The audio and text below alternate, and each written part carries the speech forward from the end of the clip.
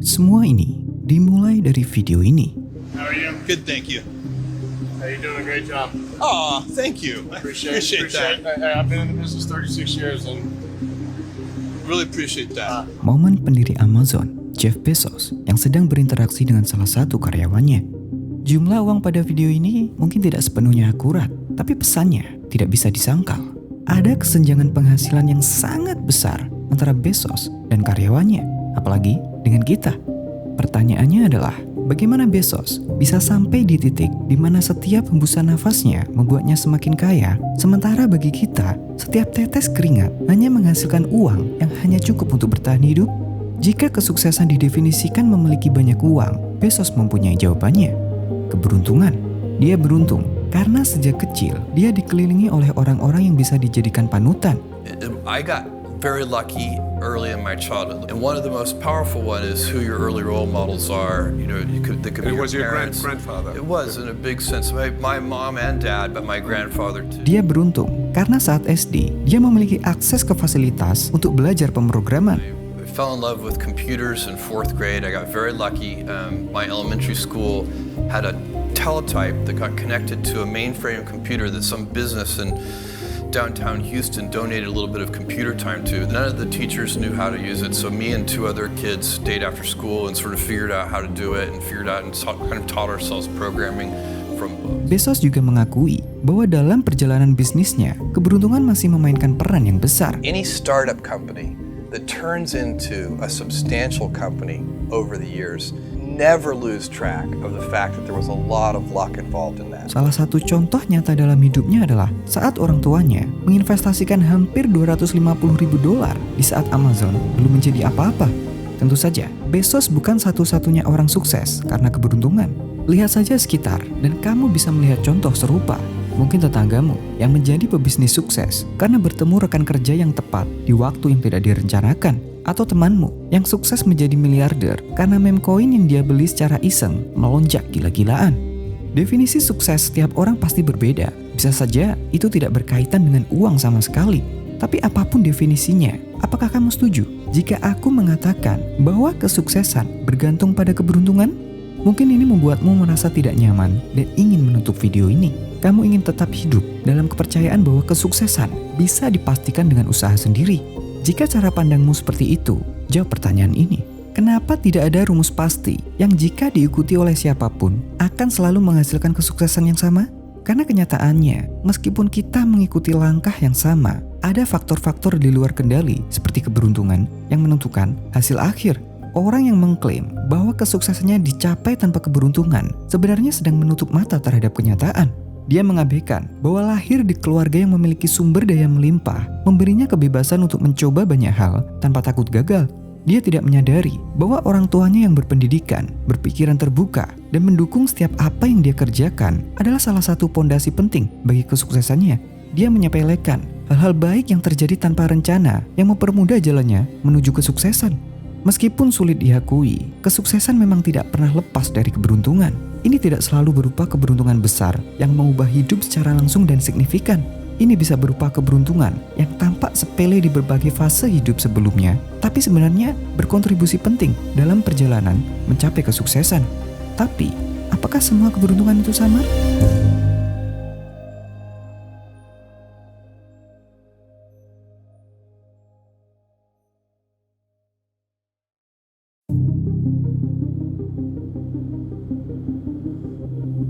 Keberuntungan yang kamu lihat pada Bezos atau pada kisah orang sukses lainnya seringkali hanyalah satu dari beberapa jenis keberuntungan.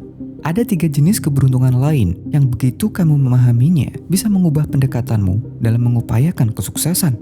Dalam bukunya yang diterbitkan pada tahun 1978, James Austin membagi keberuntungan menjadi 4 jenis. Pertama adalah keberuntungan acak.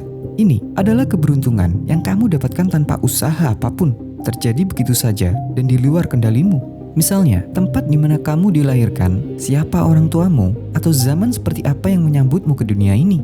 Kedua, adalah keberuntungan dari tindakan. Jenis keberuntungan ini muncul ketika kamu aktif melakukan sesuatu. Dalam praktiknya, ini bisa berupa datang ke berbagai lokakarya, bergabung ke komunitas, atau membagikan karyamu di internet. Semakin sering kamu bertindak, semakin tinggi peluangmu untuk bertemu dengan hal-hal tak terduga yang menguntungkanmu. Misalnya, bertemu seseorang yang menawarkan pekerjaan, kolaborasi, atau bahkan investasi. Ketiga, adalah keberuntungan dari persiapan. Keberuntungan ini hanya bisa dimanfaatkan jika kamu sudah menyiapkan diri dengan pengetahuan, keterampilan, atau keduanya. Persiapan yang matang tidak hanya membuatmu lebih peka terhadap peluang, tetapi juga membuatmu lebih mudah mengantisipasi dan memperbaiki kesalahan. Contohnya, saat TikTok Shop pertama kali hadir di Indonesia, kamu yang sudah belajar fotografi produk, copywriting, atau dasar-dasar marketing bisa melihat potensi besar di sana. Saat orang lain hanya menggulir layar, kamu justru membangun bisnis. Dan saat performa penjualanmu tidak berjalan dengan baik, kamu tahu cara mengubah kesalahan menjadi strategi untuk menghindari kegagalan di masa depan. Keempat, adalah keberuntungan dari karakter unik. Ini adalah keberuntungan yang datang karena siapa dirimu, cara unikmu memecahkan masalah, gaya khasmu mencairkan suasana, atau sudut pandangmu yang berbeda dalam melihat dunia. Semua ini membentuk kombinasi yang membedakanmu dengan orang lain. Misalnya, kamu seorang desainer grafis yang selain memiliki kemampuan visual yang kuat, juga piawai bercerita lewat desain dan bisa memahami psikologi audiens. Kombinasi unik ini menempatkanmu di posisi berbeda dari kompetitor, sekaligus bisa mengundang keberuntungan dari karakter unik. Oke, keempat keberuntungan ini memang bisa menjelaskan jenis-jenis keberuntungan dan pendekatan yang bisa kita lakukan. Tapi itu masih tidak menjelaskan alasan kenapa dua orang yang mengusahakan hal yang sama mendapatkan hasil yang berbeda.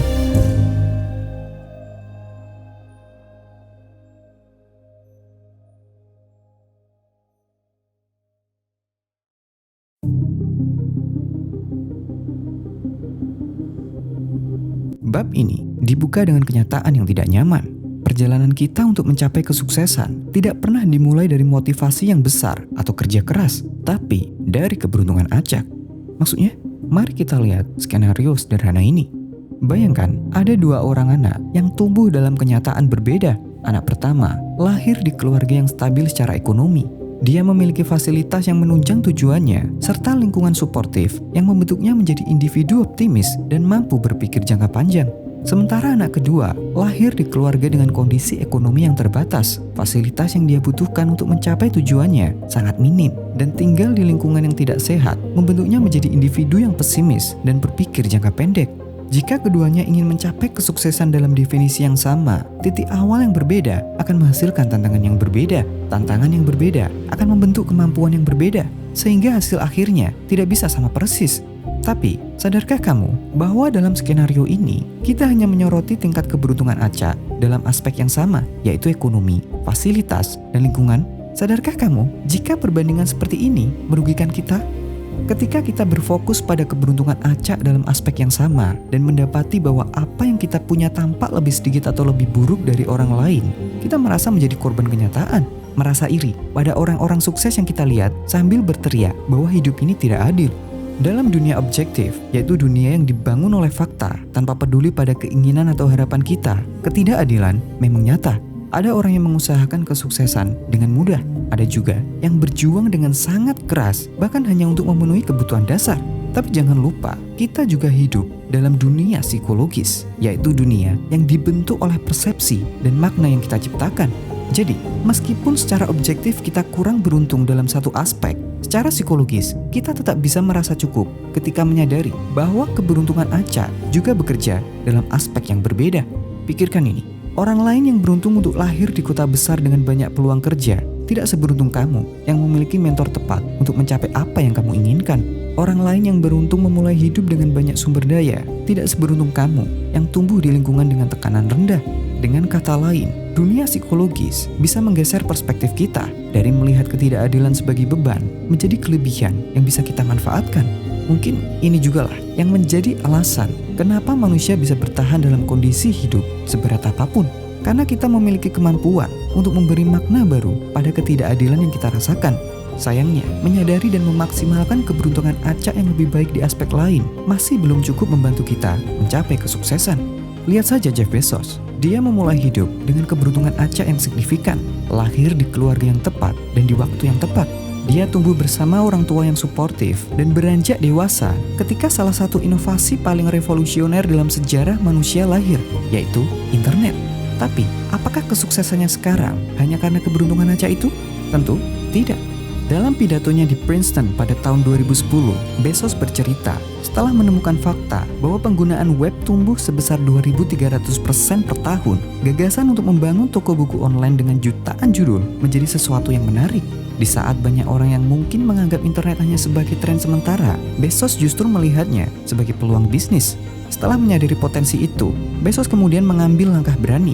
Dia meninggalkan karir stabilnya di Wall Street, pindah ke Seattle, dan membangun Amazon dari garasi kecil. Keputusan ini jelas memperbesar peluangnya untuk bertemu dengan rekan kerja yang dia butuhkan dan investor yang dia perlukan. Sesuatu yang tidak akan pernah datang jika dia tidak mengambil tindakan atas idenya. Cerita Bezos tidak berhenti di sini. Saat para pesaing sibuk mengejar keuntungan cepat, Bezos justru melakukan pendekatan berbeda. Karakter uniknya yang lahir dari gelar ilmu komputer Princeton, pengalaman Wall Street, dan fokusnya pada pelanggan membuatnya ingin membangun bisnis online yang bertahan lama. Fitur seperti ulasan pelanggan, rekomendasi personal, dan pemesanan satu klik adalah beberapa fitur yang semakin membuat Amazon berbeda hingga menjadi bisnis yang bertahan lama. Kisah sukses dari tokoh terkenal seperti ini memang tidak bisa kita jadikan formula kesuksesan. Tapi ini bisa menegaskan satu hal, bahwa peluang kesuksesan akan selalu lebih besar ketika kita bisa mengombinasikan semua keberuntungan. Keberuntungan Aca yang datang tanpa campur tangan kita, dan keberuntungan lain yang datang dengan usaha sadar melalui persiapan, tindakan, dan karakter yang unik. Sebuah solusi yang menenangkan, bukan? Tunggu, bagaimana jika ada sesuatu yang kita lewatkan di sini?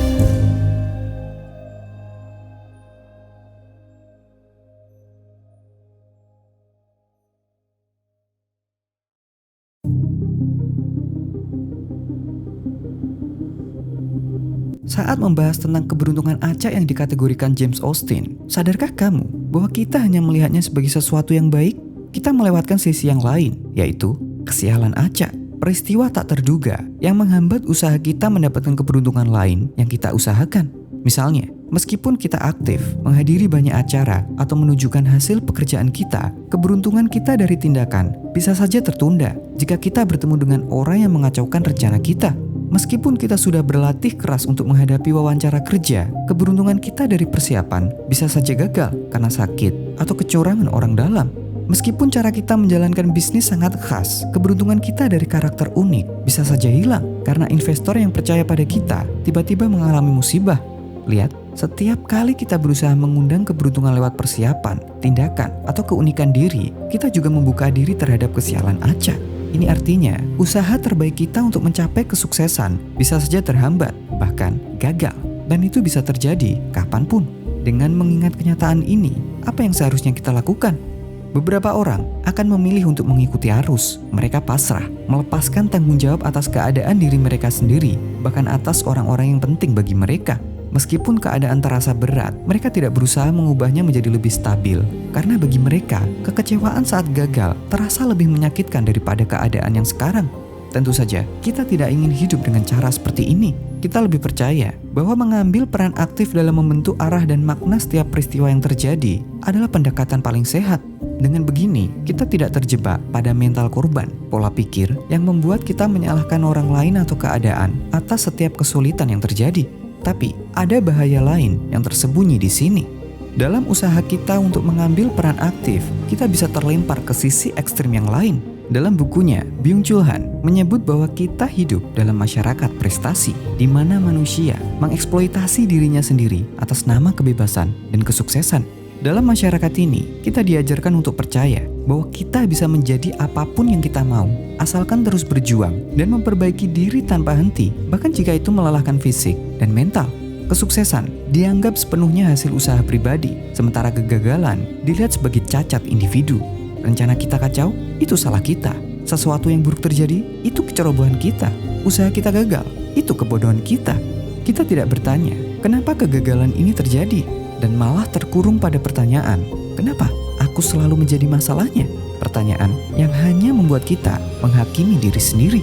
Karena itu, langkah paling masuk akal adalah menggabungkan dua perspektif ini. Han menunjukkan bahwa tanggung jawab perlu memiliki batas. Kita memang berperan dalam usaha dan pilihan, tetapi hasil tidak pernah sepenuhnya dalam kendali kita. Jika batas ini hilang, tanggung jawab berubah menjadi beban dan kegagalan menjadi alat untuk menyiksa diri. Di sisi lain, James Austin mengingatkan bahwa ketidakpastian seperti kesialan acak adalah bagian tak terhindarkan dari hidup. Meskipun bisa menggagalkan rencana terbaik kita, tidak seharusnya itu menjadi alasan untuk pasrah pada keadaan yang harusnya diperbaiki. Justru, kesadaran akan ketidakpastian inilah yang seharusnya mendorong kita memperluas area keberuntungan, agar saat kesialan acak terjadi, peluang untuk mendapatkan keberuntungan lain masih tetap ada. Dengan menggabungkan pandangan Han dan Austin, upaya kita meraih kesuksesan menjadi lebih seimbang, karena kita memadukan kendali atas apa yang bisa kita atur dengan penerimaan terhadap apa yang berada di luar kemampuan kita.